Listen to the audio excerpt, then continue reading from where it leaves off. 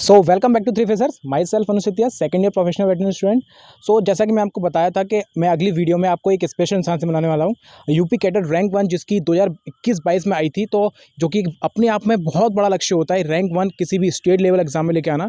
सो मैं आपको उसी एक शख्स से मिलाने जा रहा हूँ जिसने बैच 2021-22 में यूपी कैडेट रैंक 1 लेके आए थे। So welcome Munir Anwar to my YouTube channel. और आज हमें मुनीर अनवर अपनी बताएंगे कहानी कि किस तरीके से उन्होंने यूपी कैडेट रैंक 1 हासिल करी थी, और आपको कुछ टिप्स भी देंगे कि कैसे आपको पढ़ना चाहिए, क्योंकि लास्ट 15 टू 17 डेज बचे हैं यूपी कैडेट के लिए। सो आपको बेहतरीन टिप्स भी देंगे। तो सबसे पहले मैं जानना चाहूँगा मुनीर कि आपने कैसे प्रिपेयर किया था यूपी कैडेट के लिए। धन्यवाद अनुज और सभी दर्शकों को मेरा नमस्कार। मेरा नाम मुनीर अनवर है और मैं यूपी के पीलीभीत डिस्ट्रिक्ट का रहने वाला हूं। और मैंने अपना 12th सरस्वती विद्या मंदिर इंटर कॉलेज बीसलपुर पीलीभीत से किया था। उसके बाद में मैं नीट की प्रिपरेशन के लिए कानपुर चला गया था। और बाकी नीट एस्पिरेंट की तरह मेरा लक्ष्य भी नीट को क्वालिफाई करके एमबीबीएस करने का था, और उसके लिए मैंने काफ़ी ट्राई भी किया। और कानपुर पहुंचने के साथ मैंने साथ में ग्रेजुएशन भी किया है।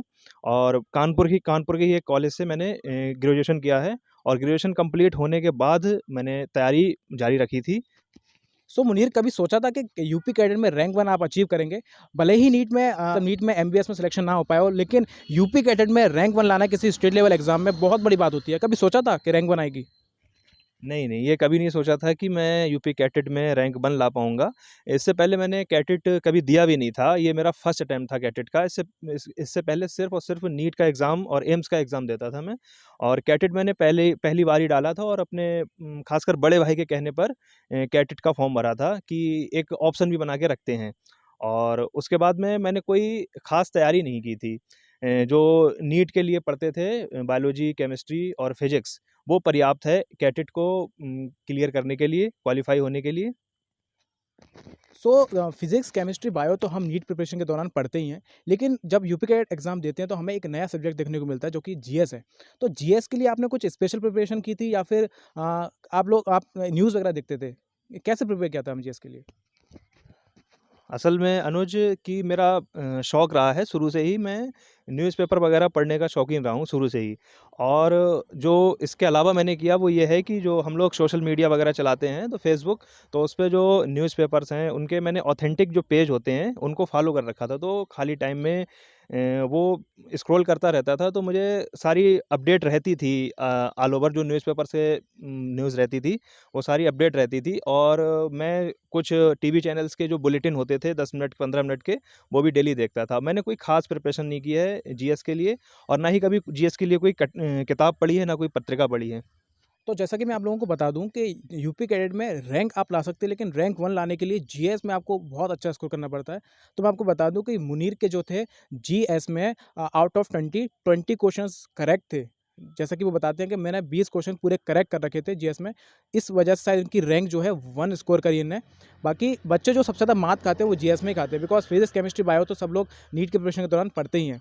तो जैसे कि मेरे कमेंट बॉक्स में भी बहुत सारे बच्चे कमेंट पूछते हैं कि जीएस कैसे प्रिपेयर करें, जीएस कैसे पढ़ी जाए। तो अब क्योंकि 17 दिन बचे हैं तो बच्चे जीएस पे थोड़ा सा फोकस कर रहे हैं, because physics, chemistry, bio NEET के प्रिपरेशन के दौरान काफ़ी बच्चे पढ़ चुके हैं, रिवीजन भी कर चुके हैं, लेकिन जीएस का बहुत ज़्यादा क्वेश्चन रहता है उनके दिमाग में कि कैसे जीएस पढ़ी जाए। तो मुनीर, मैं आपसे जानना चाहूँगा कि आप बच्चों को क्या टिप्स देना चाहेंगे कि जीएस आखिरी 17 दिनों में कैसे पढ़ें, कहाँ से पढ़ें? देखो, सबसे अच्छा इसका जो सोर्स है वो तो मेरे हिसाब से जो न्यूज़पेपर है वो होना चाहिए। अल्टीमेटली मेरा कहना ये है कि अगर आप नीट के एस्पिरेंट हैं और आपने कैटेट का फॉर्म भर रखा है, तो फिजिक्स, केमिस्ट्री और बायोलॉजी के लिए जो नीट के लिए हम पढ़ते हैं, मेनली एनसीईआरटी ही पढ़ते हैं, वो मोर देन इनफ हैं। उसके बाहर जाने की कहीं कोई ज़रूरत नहीं है। आप अगर नीट में अच्छा स्कोर कर रहे हैं और आप प्रिपरेशन कर रहे हैं एनसीईआरटी बेस्ड, तो फिजिक्स, केमिस्ट्री और बायोलॉजी के लिए और कहीं और कुछ पढ़ने की ज़रूरत ही नहीं है। जो सब्जेक्ट रह जाता है वो जीएस रह जाता है। जीएस जो होता है वो मैं कहना चाहूँगा कि एक इंटरेस्ट का सब्जेक्ट होता है। किसी को उसमें इंटरेस्ट आता है, किसी को नहीं आता है। लेकिन मेरा इंटरेस्ट भी जीएस में बहुत कुछ रहा है, लेकिन नीट में ऐसा कुछ उसका यूज़ नहीं था।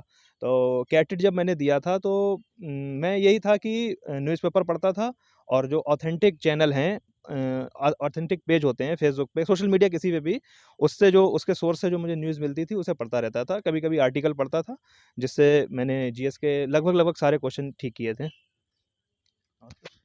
सो बहुत बहुत धन्यवाद मुनीर इस वीडियो में आने के लिए, और अपनी जो तजुर्बा था, आपने जो टिप्स थी हमारे स्टूडेंट्स को देने के लिए, सो कुछ कहना चाहेंगे?